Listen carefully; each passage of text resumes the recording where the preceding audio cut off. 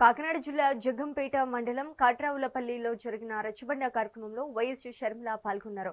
ఉపాధి హామీ పథకాన్ని కేంద్రంలోని బీజేపీ ప్రభుత్వం నిర్వీర్యం చేస్తోందని మండిపడ్డారు.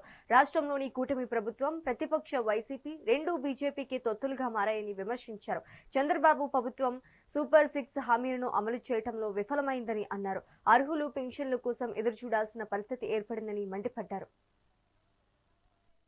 పవన్ కళ్యాణ్ గారు ఎంపీలు ఉన్నారు, జగన్మోహన్ రెడ్డి గారు ఎంపీలు కూడా ఉన్నారు. కానీ ఒక్కరంటే ఒక్క మగాడు లేచి పోలవరం ప్రాజెక్టును ఎందుకు కూలీ చేస్తున్నారు అనే దమ్ము ధైర్యం ఉన్న ఒక్క మగాడు కూడా లేదు.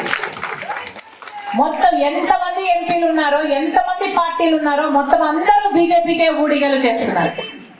ఈ రోజు కనీసం మనకు రాజధాని కూడా లేదు. అన్ని రాష్ట్రాలకు రాజధానిలు ఉన్నాయి, మనకేముంది? పక్కన బెంగళూరు ఉంది, చెన్నై ఉంది, ముంబై ఉంది, మనకేముంది? చేతిలో చిప్పు ఉంది. కనీసం ఒక రాజధాని కూడా లేదు. అసలు ప్రపంచంలో లేకపోతే మన దేశంలో రాజధాని లేని రాష్ట్రం ఏదైనా ఉంది అంటే ఒక్క మన ఆంధ్ర రాష్ట్రం అండి. 12 సంవత్సరాల క్రితం మనకు రాజధాని కట్టివ్వాలి కేంద్ర ప్రభుత్వం. కానీ చంద్రబాబు గారు ముఖ్యమంత్రి అయ్యారు, జగన్మోహన్ రెడ్డి గారు ముఖ్యమంత్రి అయ్యారు, మళ్ళీ ఇప్పుడు చంద్రబాబు గారు ముఖ్యమంత్రి అయ్యారు.